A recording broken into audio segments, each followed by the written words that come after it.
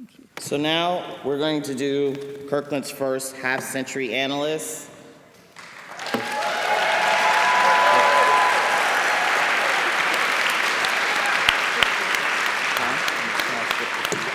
right.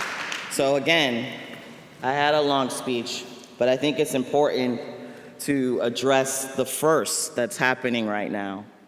And I'm no surprise to first, seeing that I'm a woman, and a black woman at that, and a president of your alumni association. I've done a few firsts of my own. But this particular first, I'm kind of I'm verklempt, because we get to have Kirkland women share the stage and show their shine. So Betty Haggerty Harmon, we really appreciate all that you've done for us over the last 50 years. Please tell us your wonderful stories and impress upon us all the things that have happened in the last 50 years. To you guys, I leave the floor.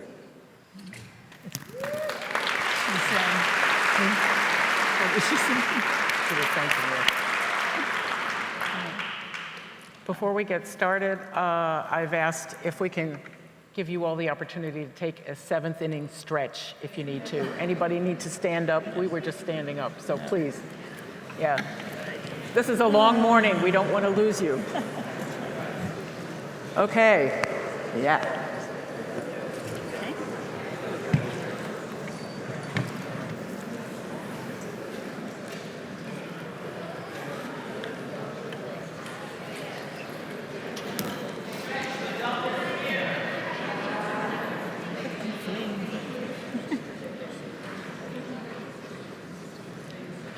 Okay, can you be seated? If you're staying, we're welcoming you.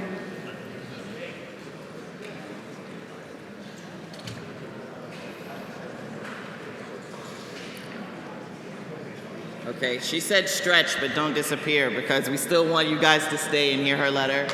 And we also want to keep this programming going, because I know you're all hungry and want to get to lunch, and we still have one more thing to do. So bear with.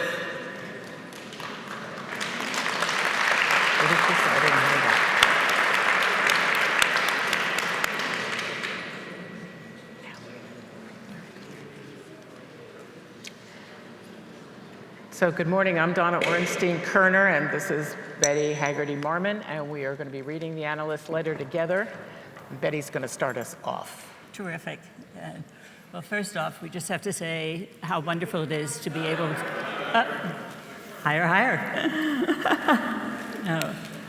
We may run into some issues here, so good to get them resolved.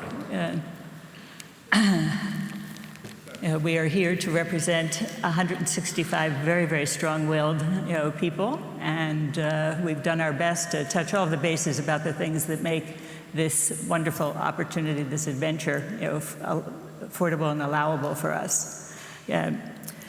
So let's dig right in here, because unlike all other days, it was overcast and rainy as we drove up the muddy river towards Major, Minor, and McIntosh, our three recently built residential halls at the edge of the apple orchard. As Constance Stellis recalls that day on September 15th, 1968, my first experience of Kirkland was striving with my mother and three sisters and unpacking our station wagon. All of my clothes were laid out on the old gray blanket that we were bringing in, and we thought we would just haul it into the dorm. It was unwieldy, and we may have looked like a group of immigrants, and the first experience that they had coming to a new land. A very kind man stopped to ask if they needed some help, and yes, they did. And so Sam, that very kind man, took up one end and I took up the other, and somehow we made it up to the second floor of Major, and Constance lived happily ever after.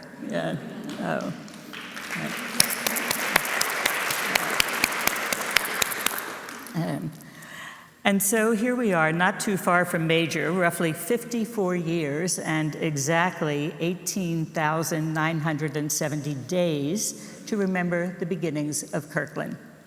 And exactly 18,970 days later to remember that the college and the heavy lifting by the man was, of course, our inimitable Sam Babbitt. And we'll be talking more about Sam later. Again. Welcome is what we're saying, and as a member of the charter class, I'm honored to speak to you today about Kirkland, our bold experiment on the Hill, and to celebrate all of the Alumni College's 8 graduating classes. We were an optimistic band of sisters who gathered in its chapel for the opening of the convocation of Kirkland College on Sunday, September 15th, 1968. We entered those doors at a time of enormous social upheaval, joining the Hamilton College community as founding members of an innovative new coordinate college for women only, arriving with self-governance and self-determination in mind. Between 1971 and 78, 1,058 diplomas were granted during Kirkland's time as one of the 250 women's colleges in the United States. Of which now only 35 remain.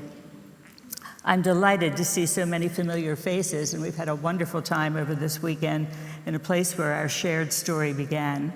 On that late summer day, our opening convocation was most impressive as we sought to define the innovative experiment that was Kirkland, established on the grounds of Hamilton's apple orchard, which they had given to us as a gift to build the dorms on. And the first few hours already marked new ways of thinking and articulating ideas, and our adultification, just a word we'd like to use, began as soon as the ceremonies concluded and we were initiated into the lifelong learning lessons that guided our pioneer spirit. A label branded for us by the college's founders, which has stuck with us ever since. Our apple tree remains in mid-state of fructification. Visit the Kirkland Green sometime this afternoon, and you'll see this wonderful project. Thank you, too, to the K50 Planning Committee who organized this wonderful and rewarding time together, especially to my sister charter class members, Donna Kerner, Susan Bickford, and Sarah Redding Wilson for their leadership, and to Elaine Weiss, although she's class of 73, for her support in creating this Annalist letter. And I want us to congratulate Elaine on the honorary doctorate she was awarded at the Hamilton graduation. Oh,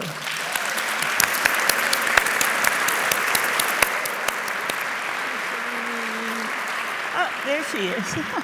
No, always getting ideas, always working. Anyway, down here, The Women's Hour, her latest book, was the outcome of the important history and dialogue that Elaine has traveled the country to collect and bring to life. Through her work, we have all become lifelong learners on the topics of women's suffrage and voting rights more broadly. Welcome to our fellow half-centennial celebrants, the Hamilton men, and that was just a wonderful, wonderful tribute. We had a lot of fun going back and forth on occasions, but our stories now will be together, and that will be a healthy, healthy touch.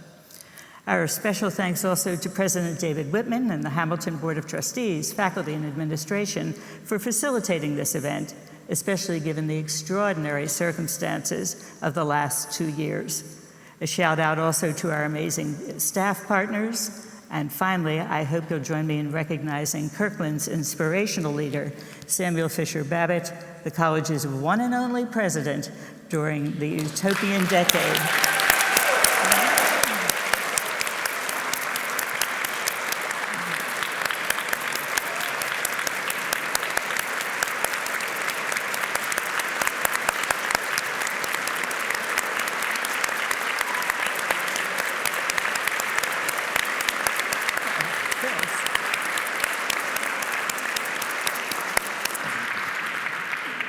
I don't know about you, but that sure gave me chills. Yeah, thank you, Sam.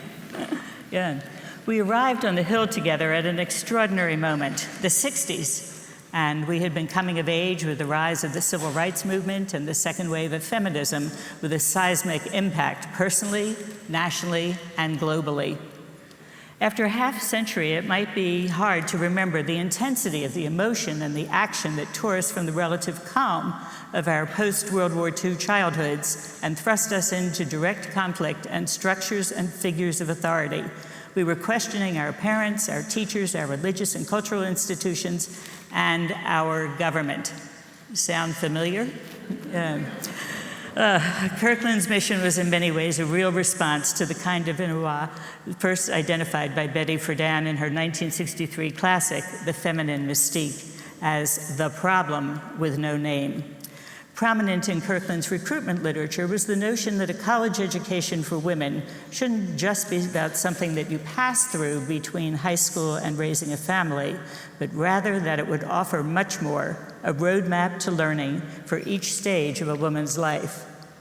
The 60s began with a major step forward, changing women's roles within society, and the FDA's approval of the first oral contraceptive, birth control, potentially freeing American women from the fear of unwanted pregnancy and removing a roadblock to career advancement. It took almost a decade for birth control to be approved for sale to unmarried women. Our generation was poised to break the glass ceilings and potentially hard to have it all. The social movements of the 1960s questioned all of our society's major structures, including the framework of higher education and a progressive vision for a more equitable future. Who is college for? What is its purpose? Is it striving for more egalitarian gender roles? What is the function of single-sex colleges? Hamilton had been questioning its own place in the universe of higher education and started exploring options for reinvigorating life on the Hill. The planning committee of the Hamilton Board of Trustees recognized that Hamilton would need curricular innovation and new pedagogy to best serve this new generation. Even more, it would need more women on the Hill as students. In 1963, the same year as the publication of The Feminine Mystique, the Hamilton Planning Committee of the board recommended the creation of a new coordinate college for women, fulfilling this vision for innovation, education on the Hill, and by the fall of 1968, the Women's College, Kirkland, was ready to welcome its first students, us.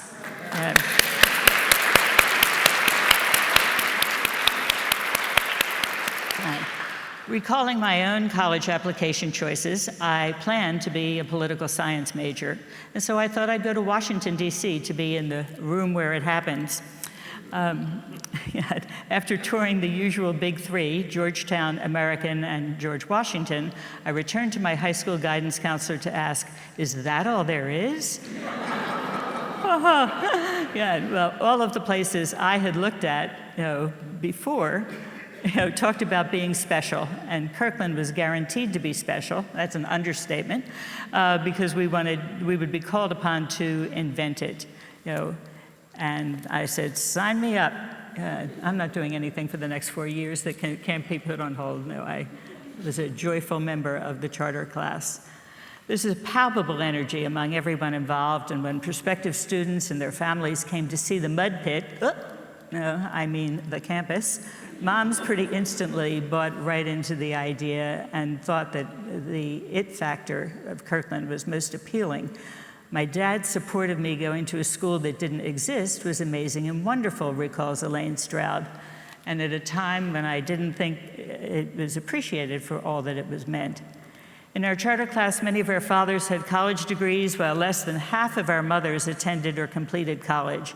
Many of us, though, were first in our families to enter college. A large portion of our class were the only or firstborn children to our families, is perhaps more likely to take the view and the path less traveled.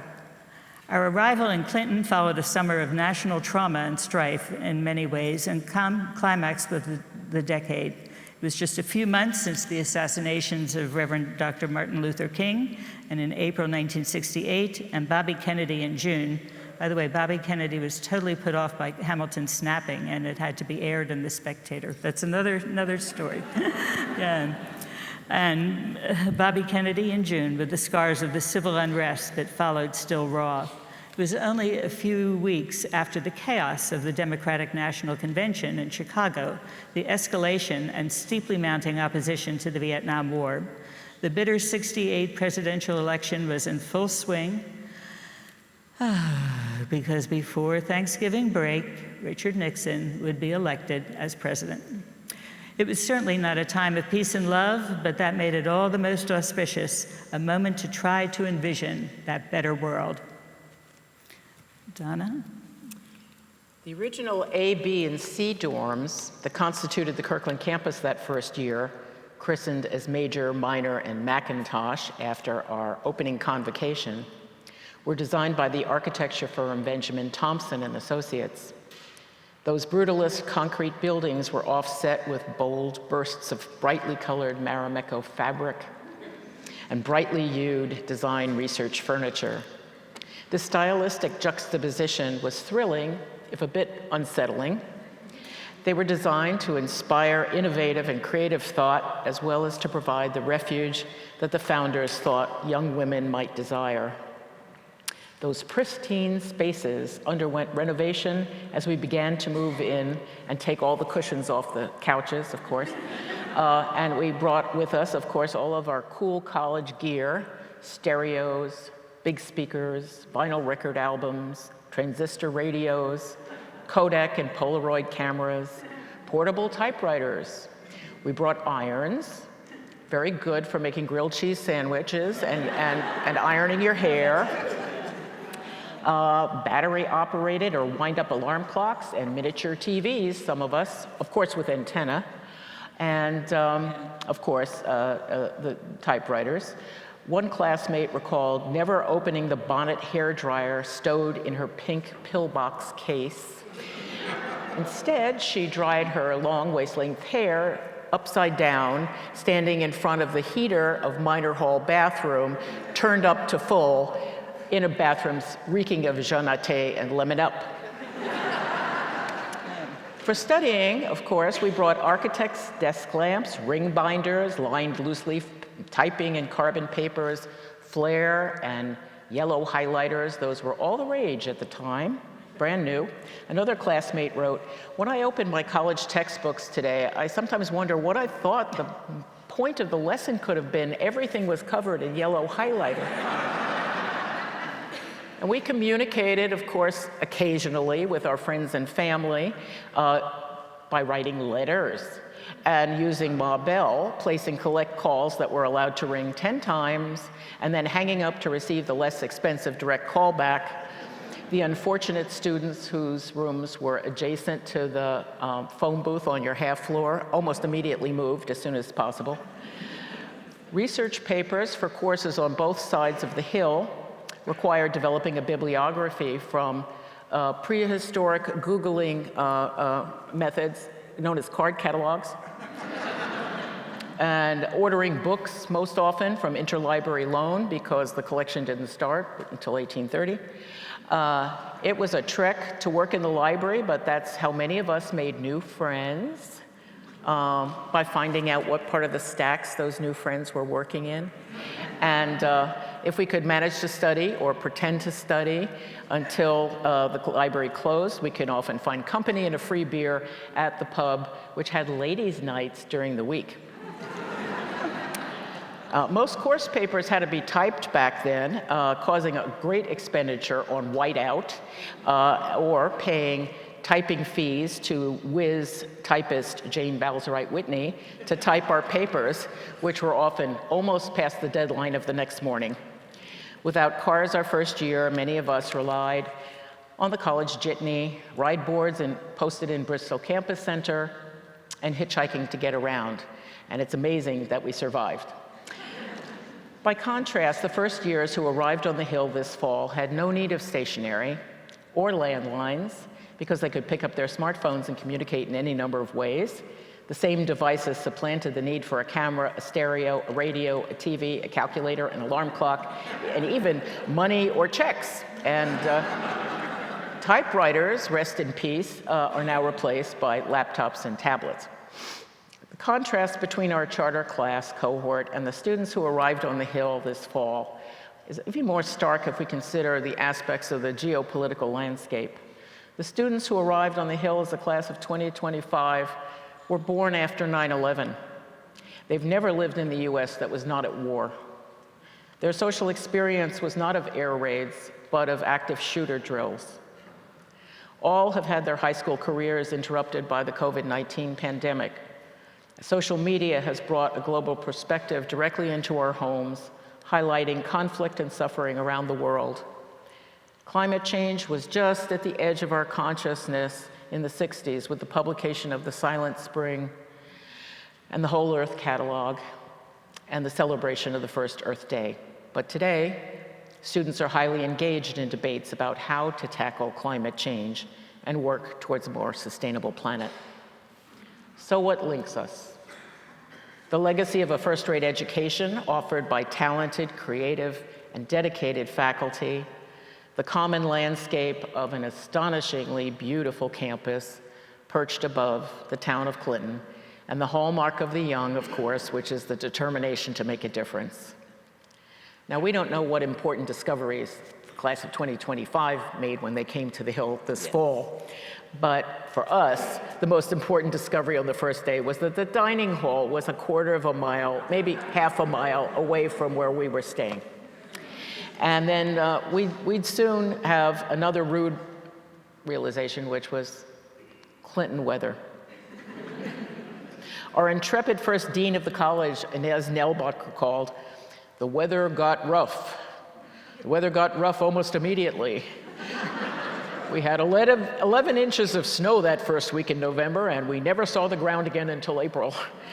It was cold, bitter cold, and they had to do this hiking back and forth all the time between the campuses." I like to think of it as the special Kirkland diet program, you know, because the food has significantly improved as well, but another story. Over the summer, Sam had written to us a letter of welcome where he also set forth what would become the Kirkland Credo.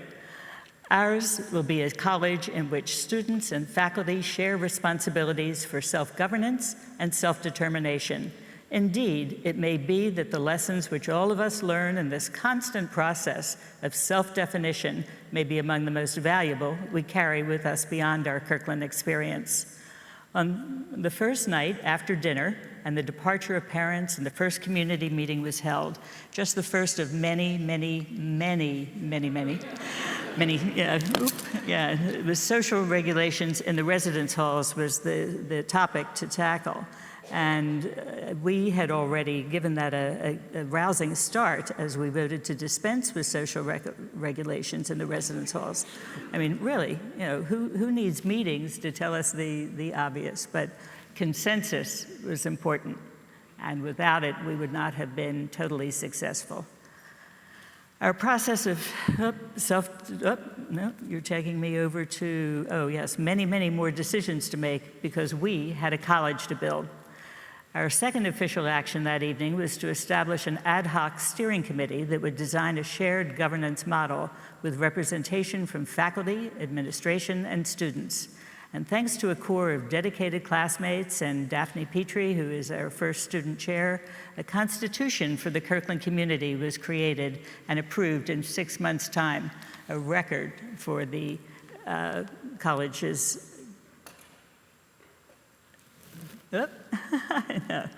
for the college's ethos was response to the political and cultural forces surrounding us with a commitment to what these days we would call a flat organizational structure. Many hierarchical rungs of authority characteristic of most educational institutions would be eliminated. Students were largely left to determine the direction of their studies with their faculty advisors. Written evaluations replaced letter course grades.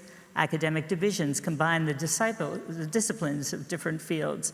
The focus for Kirkland women would be to analyze problems, texts, and artistic creation holistically from multiple perspectives. In fundamental departure from the Hamilton approach at Kirkland, the creative arts, studio art, ceramics, photography, dance, drama, creative writing were considered a key part of the academic curriculum, not just a fluffy addition. Highly unusual at the time and also controversial on the other side of the street. Now, while deep thoughts were in abundance, good times also beckoned us to do just that. We had a really good time. Following one of our first core lectures, there was an announcement that anyone who wanted to be in a movie should stay after class to learn more. Based on a book by John Nichols, Hamilton 65, The Sterile Cuckoo was going to be filmed on campus with Eliza Minnelli on its star just a few weeks into our fall semester. Movie making was quite an experience, one that led Sandy Faison to be flown to Hollywood for a screen test, Jane Emons to be sent to Yale New Haven Hospital for a hernia operation. Some things are very memorable, and oh gosh. But those of us who were left behind to be an extra, to be paid $27.50 a day to drink all of the Utica Club we could consume in the party seasons that laced the film's narrative. It was heavy lifting we could manage. But all was not house parties on the Hill. The social and political turmoil of 1968 made its way to the campus, and national events shook us as anti-war fervor intensified. Kirkland women joined Hamilton men in protesting the presence of the Army recruiters on campus. Many of us sat with our Hamilton classmates as the first televised draft changed the lives of our friends in the most terrifyingly random way possible. And while our social science core classes focused on the national crisis and racial relations, we were slow to face our own racial problems on campus. There were only 3 Black women in the charter class, and with the benefit of hindsight, it is clear now how many members of our class might have ignored their misery of misunderstanding, social isolation, and stifling of identity in this very white enclave. White students had no playbook for what it meant to be allies back then, and we had varied involvement in civil rights causes prior to entering college. Heated discussions about inclusivity ensued as Black students on both sides of the street met to form the first Black student union of Hamilton and Kirkland colleges in our first semester, joining the wider network of national BSUs. The mission of the union, aside from recruiting a more diverse student body and faculty and staff, was to promote a safe and inclusive campus community. Pat Chance helped to draft the mission statement of the Black Student Union and became the first secretary of it. As a result of the efforts of the small handful of Black leaders on campus, the BSU was in frequent talks with Presidents Babbitt and Chandler, and the BSU members were finally invited onto the admissions board. Ripples of the national conversation on gender equality trickled onto our campus that first year as well. We were confronted as new students with a very traditional way of organizing gender relations when we arrived on the Hill, where Hamilton had many fraternities that had long structured the social life of the campus into 3 seasonal Lollapalooza house party weekends. Women had been regularly imported from single-sex colleges for these and other events, and heavy drinking was the norm, but casual dating, interactions in academic classes, in extracurricular organizations, and on intramural playing fields was a brand new way of relating for a number of Hamilton men. Some members of the charter class were dazzled by the attention not only of Hamilton students, but of a contingent of Colgate men who pinched a tent city behind the Kirkland dorms in the first months of our arrival.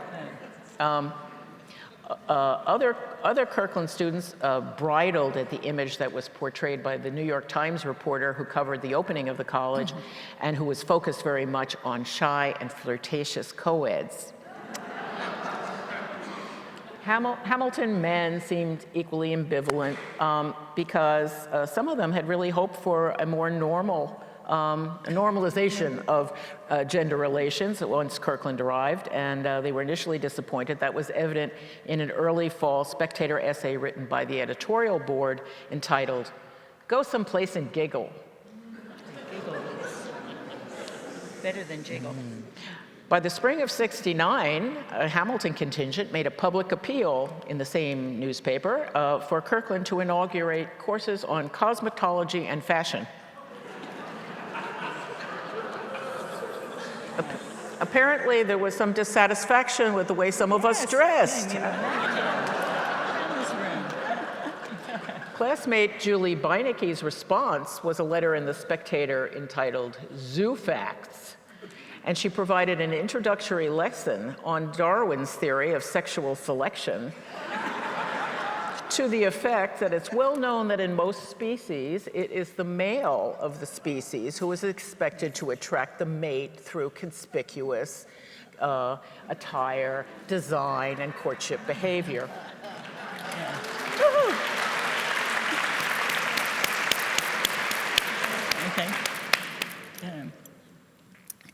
It was during that first year that the memorable event sponsored by the Hamilton Debate Club pitted the seasoned Hamilton team against their charter class initiates, including me. I joined my friends Janet Horseman, Elspeth Savage, in a televised event held in the Science Center auditorium to a standing room only crowd. The topic, should women remain barefoot, pregnant, and in the kitchen? Oh, hot, hot, hot. The audience was instructed to sit on the side of the auditorium representing the team they thought they agreed with, but were allowed to move as debaters scored points against the opposing team. By the end of the evening, the fledgling Kirkland team won, and largely by advancing the argument that educated women made better wives and helpmates. Kirkland women clearly hadn't been fully liberated in heart and mind yet, but it seemed that Hamilton and Kirkland students could at least agree on that point. And there are lots of wonderful T-shirts that are floating around here that are available in the store about couplings of the lucky people. Anyway, it was, yeah. Just a year later, a new book would help us make our points more cogently. The young women of the Boston Women's Health Collective would cheerfully teach us how to smash patriarchal and puritanical assumptions about sex and much else in their groundbreaking publication, Our Women, Our Bodies, Ourselves. Kirkland approved the book and were enthusiastically distributing it at orientation. I'm sure some of you may have found it helpful. Despite the good intentions of our founders, in many ways, Hamilton was not ready for women to share the hill. The College Health Service, under the direction of Dr. Rowe, known as Death Row, was woefully unprepared to deal with the health needs of Kirkland women. Those who sought reproductive counseling and birth pill prescription, ooh, the bees are here, had to find their way to Planned Parenthood, a clinic in Utica, or return home to reproductive concerns. The New York State has taken a really good step in guaranteeing that it will not be as difficult for women to seek abortions.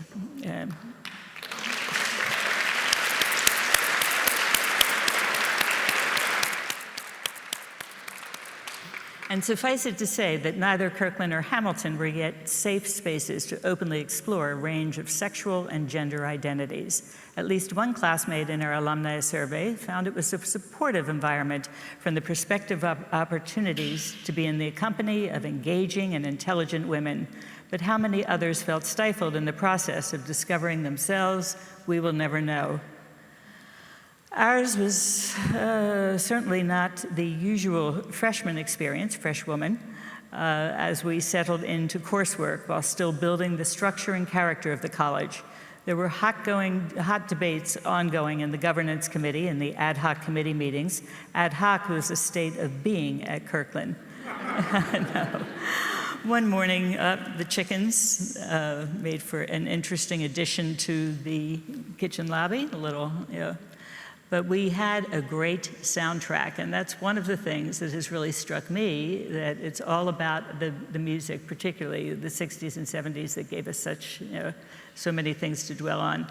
But a former class analyst, some of you may know Christopher Wilkinson, honorary degree Hamilton, did some digging in the archives for the performers on the Hill during our time here. This impressive list included Laura Nero, Sam and Dave, Patti LaBelle and the Bluebells, Odetta, Mary Wells, Smokey Robinson, The Miracles, Tito Puente, Mago Santa Maria, Richie Havens, Chuck Berry, Jimi Hendrix, Martin Gaye, Simon and Garfunkel. Quite a lineup over the years. The good part of house parties. Our second semester in the spring of 1969 brought the formal inauguration of Sam in a coat of many colors as Kirkland's first president. Sam's inaugural address focused on the important role that students might play in working towards a more just and peaceful world. The spring also brought about the distribution of the hard hats, yay, in Kirkland green, very, very propitious, and we wear them on high ceremonial occasions such as this, and we don't sleep with them. Anyway, our second semester, we were working with under Sam's inspiration to that more just and peaceful world. The spring has also brought the distribution of the hard hats in Kirkland green, with our names painted in white letters on the front by Sam's wife. Definitely other duties that she picked up so beautifully. Natalie Babbitt, that's a book.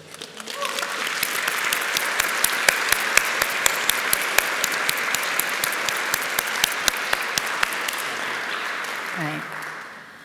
Ooh, a reminder she was of the college being a constant work in progress, as we each and one of us were and are and will continue to be.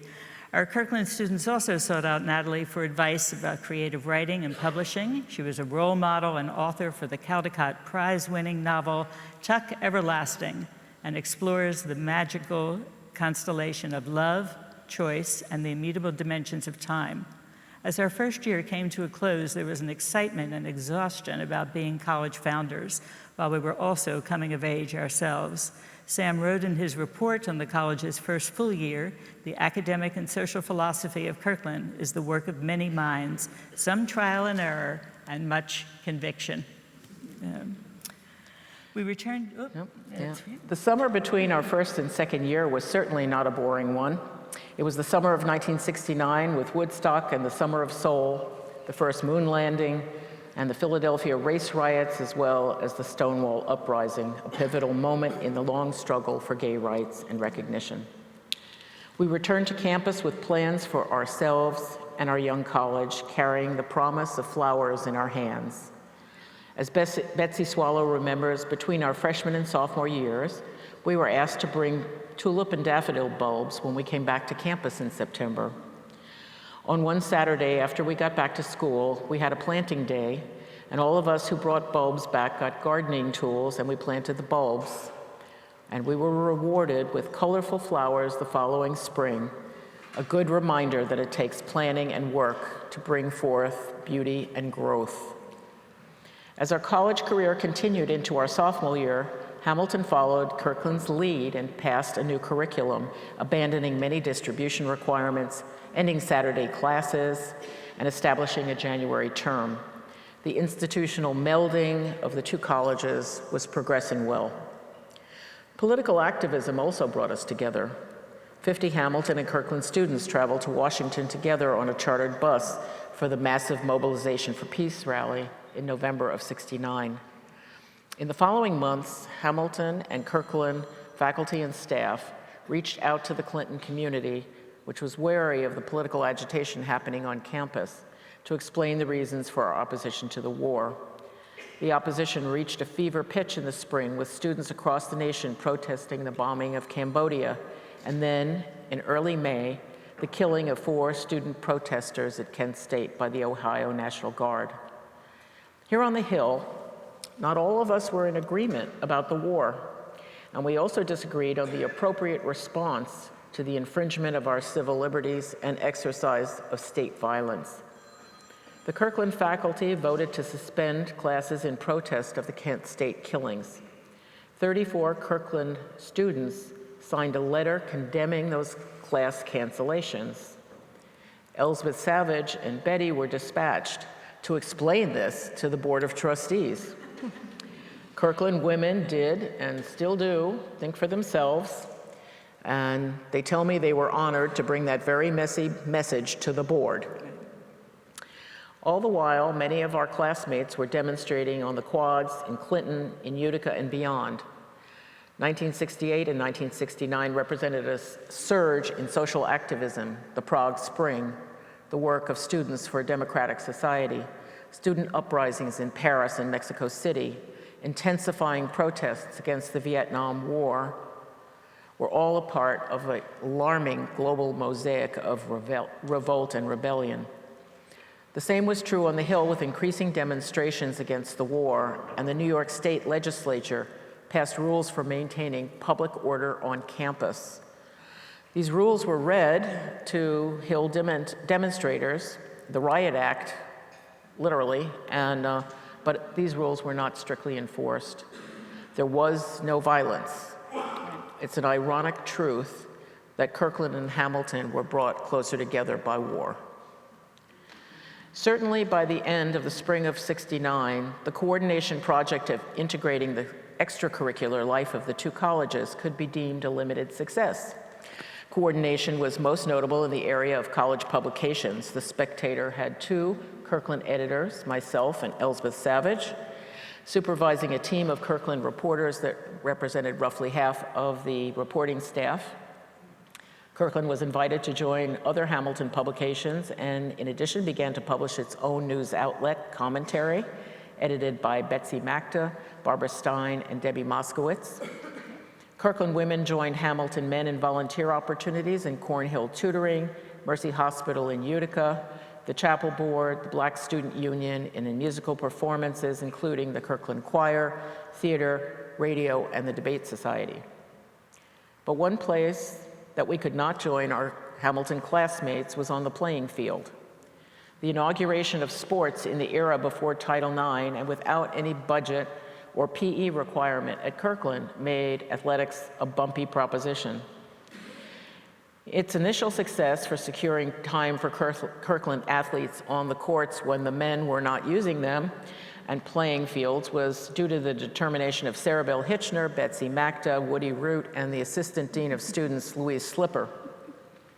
By sophomore year, a handful of Kirkland athletes began to organize team sports, and they were championed by the indomitable Comfort Richardson.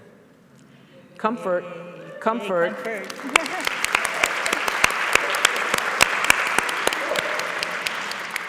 Comfort, a spouse of Hamilton Professor of International Affairs Channing Richardson, truly pioneered women's athletics on the Hill.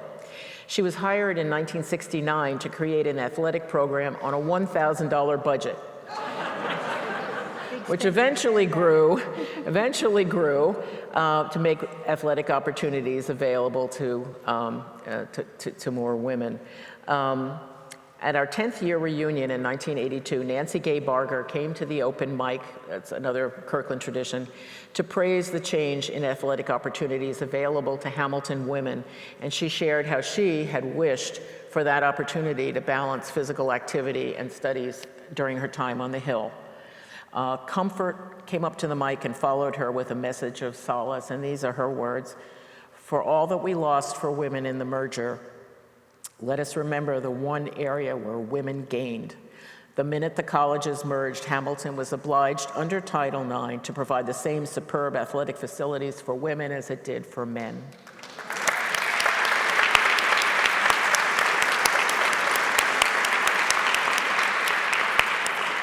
At the time of the merger, there were 4 varsity sports for women, and by the time Comfort retired in 1982 as assistant professor of physical education and the associate director of athletics, women's sports were flourishing. Today, there are 15 intercollegiate sports for Hamilton women to participate in.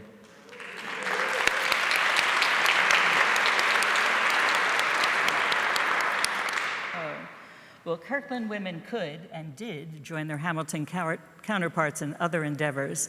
In my senior year, I was given a life-changing opportunity through Hamilton's speech rhetoric department. Thank you, Warren Wright and Leif Todd. 3 students from the Soviet Union were going to come to Hamilton for a friendly debate.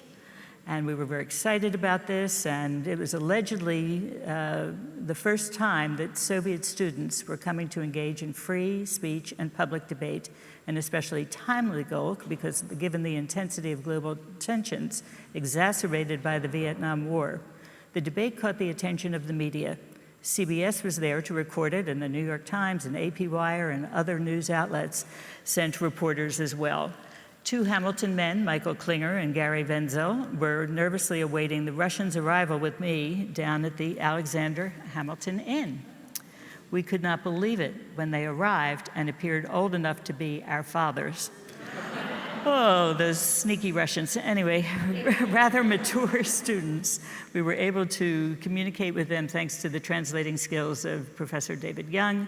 The topic questioning for the evening was, how can the United States and the Soviet Union work together for world peace? Gee, Donna. No. History just repeats itself, and it's sad, but supposedly pretty true right now. We hope for better days ahead. What followed was not really a debate per se. The Russian team, while judicious in their criticism of us, their hosts, they were not prepared or free to criticize their own government. The social, cultural exchanges that followed may have done much more to further the possibility of diplomacy than the public forum. Our career on the Hill began in 1968 with war, protest, and upheaval. It ended in 1972 with Watergate and the publication of the first issue of Ms. Magazine featuring Wonder Woman on the cover. The 117 students of Kirkland's charter class graduated without gowns or robes, but with pomp and circumstance of their own design. Our commencement was modeled after a medieval fair, held under a tent with flowers and balloons, a horse decked out as a unicorn, jesters offering baskets of fruit and candies, and an open mic, as per Kirkland tradition. Photos by Georgie Silk was published in Life magazine, and of course, the weather intervened again. Were it not for the evidence of my dad's Super 8 home movie, I might have forgotten how terribly windy it was that day. The faculty procession following the ceremony shows the staff proceeding with dignity and then literally running for cover as they exited the tent. Oh, why doesn't the weather cooperate? Anyway, it is today, and we're going to get out there soon to enjoy it. As each graduate received her diploma, she was given the first choice to have it stamped on the front or the back with the words, "First lot inspected and passed." Yeah, a wry twist as a Kirkland degree symbolized anything but a one-size-fits-all factory-line product. It was a fitting coda to the admissions recruitment question. When your daughter goes to college, will she get an education? She comes to Kirkland, yes. The answer was a resounding yes. We didn't get a rubber stamp degree. We'd been given an education and the joy of learning that would serve us far beyond 1972. I should mention that there was a class, some accelerated and some transfer students, who graduated in a small but dignified ceremony the year before in order for Kirkland to receive accreditation. Pioneers all. And of course, there was the Kirkland women who entered after us. I don't understand it when our younger Kirkland schoolmates say they felt overshadowed by the aura of the charter class. But we were the first, the pioneers, the founding sisters, and that experience has stayed with us, yes.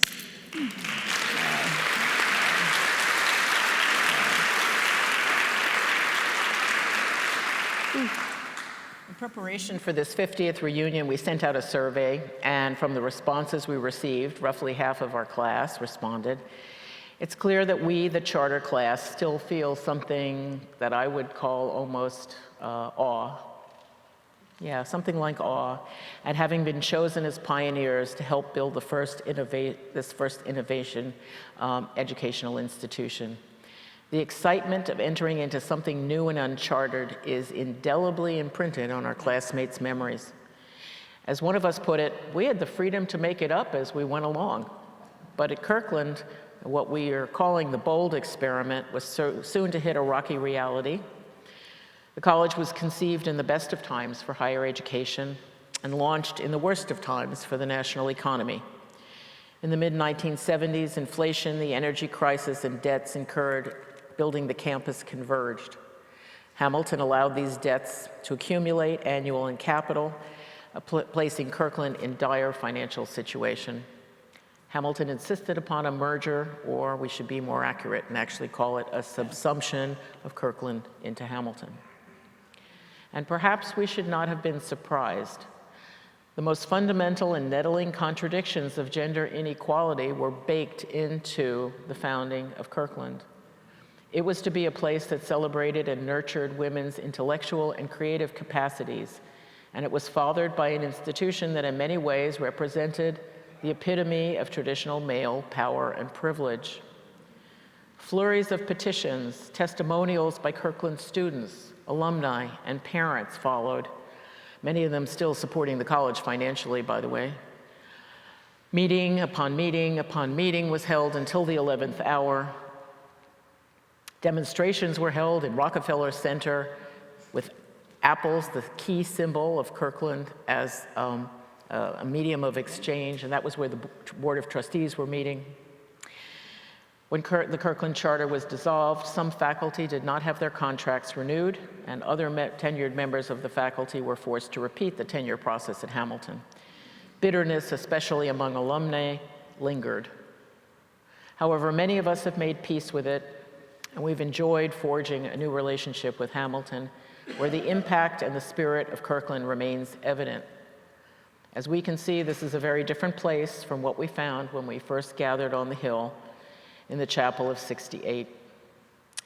While the bold Kirkland experiment may have been short-lived, its legacy can be seen in the lives and work of its 1,058 alumni, and most vividly in the lives of the members of the charter class. We were at the leading edge of future generations of women who sought higher education, a fulfilling career, and work-life balance.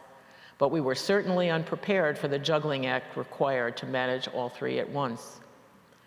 Despite the challenges we faced, the majority of our classmates report being partnered or married at some point in their lives, some of you for more than 50 years, and some of you couples that unite both sides of the street, so give yourselves a round of applause.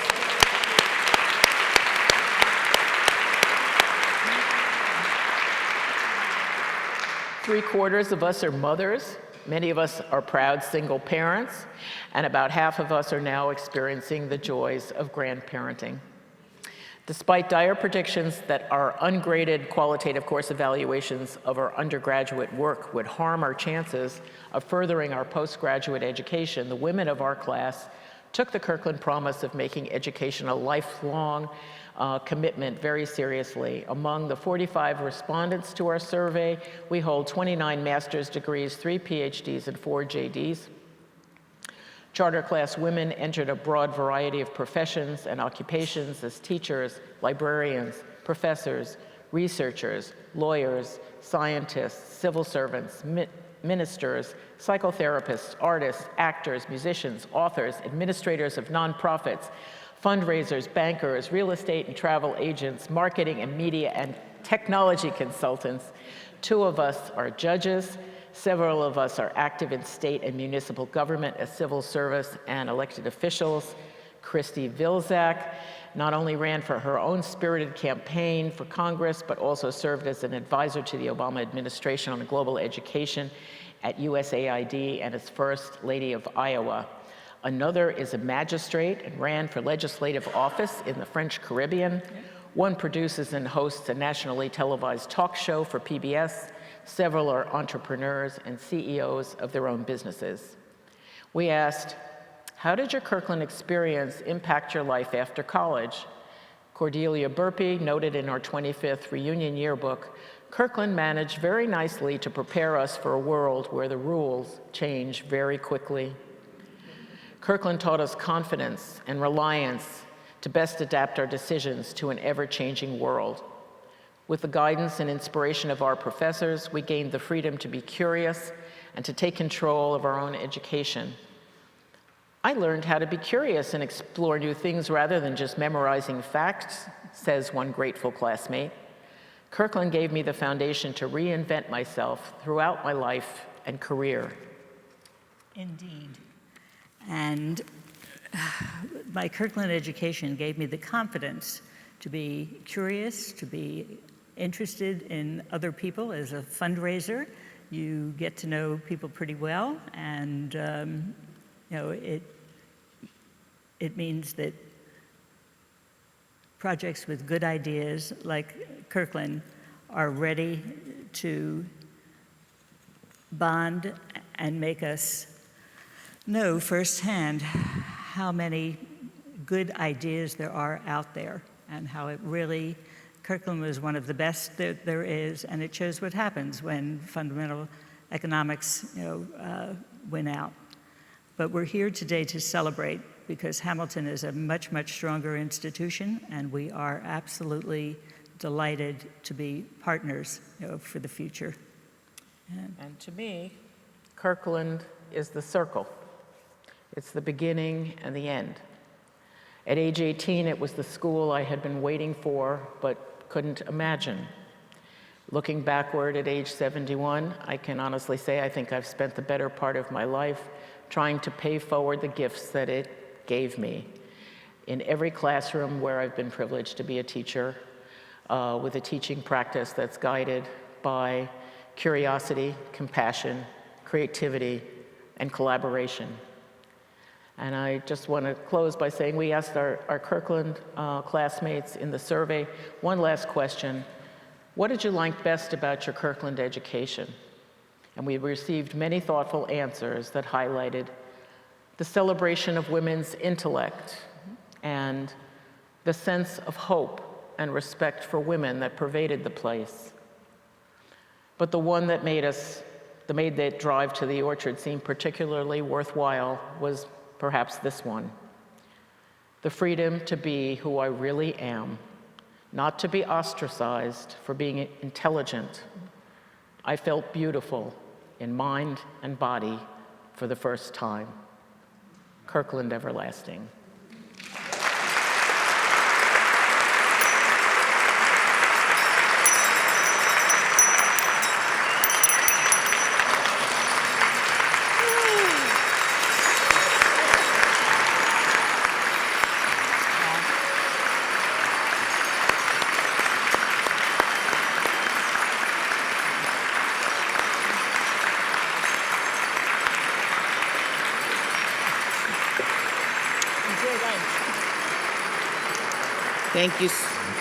Thank you so much. Don't leave. Betty and Donna, please stay on the stage with me as we honor Sam Babbitt.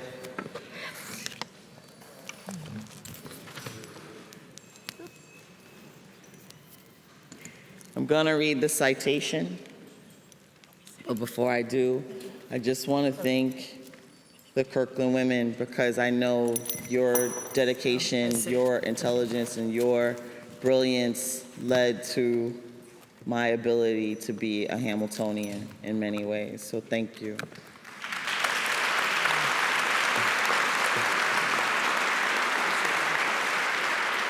The citation reads, in limited engagement, your intimate history of Kirkland College, you describe yourself as the first, last, and only president of the Coordinate College for Women established by Hamilton in the 1960s. While it is true that Kirkland and your tenure as the president lasted just a decade, the creative spirit, independent thinking, and intellectual curiosity that defined Kirkland persists in her alumni and in the students who have followed them to live, work, and study on College Hill. You wrote in limited engagement that institutions are, like humans, at once strong and fragile. Kirkland was a vibrant place, you said, informed by a series of beliefs and the practices that flowed from them. Those who spent there, particularly the students, those who spent time there, particularly the students, knew it as a place, but also as a set of people who were dedicated to making education effective, personal, and empowering. Charismatic and well-loved, you were one of those people. You served as an architect, organizer, developer, and promoter of that great 1960s educational experiment called Kirkland College. Functioning not just as their president, but involving yourself in all aspects of student life. That included performing in theater productions, for which you have a special gift, love, and talent. Today, more than half a century after you and your beloved wife, your late wife, Natalie, arrived on College Hill, you remain just as committed to Kirkland and its legacy as evidenced by your presence here this weekend on the 50th anniversary of the graduation of Kirkland's charter class. The bond between Kirkland's presidents and its students and their descendants on College Hill is forever. A few years ago, a group of Kirkland alumni created the Samuel and Natalie Babbitt Kirkland College Scholarship for disadvantaged female students. More recently, the Samuel F. Babbitt Kirkland College Fellowship was established for the female graduate who best exemplifies the spirit of an individual learning that was associated with Kirkland College to assist her in meeting expenses of pursuing an advanced degree. Both awards ensure your legacy and the college you led will exist in perpetuity on College Hill. Please help me thank Sam for being one of the best reasons to love the Kirkland legacy.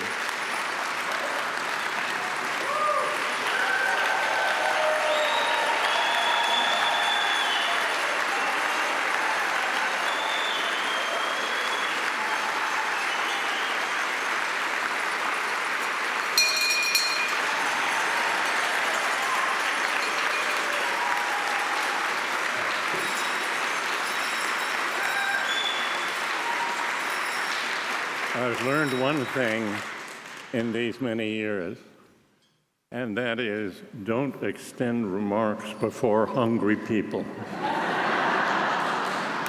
Thank you.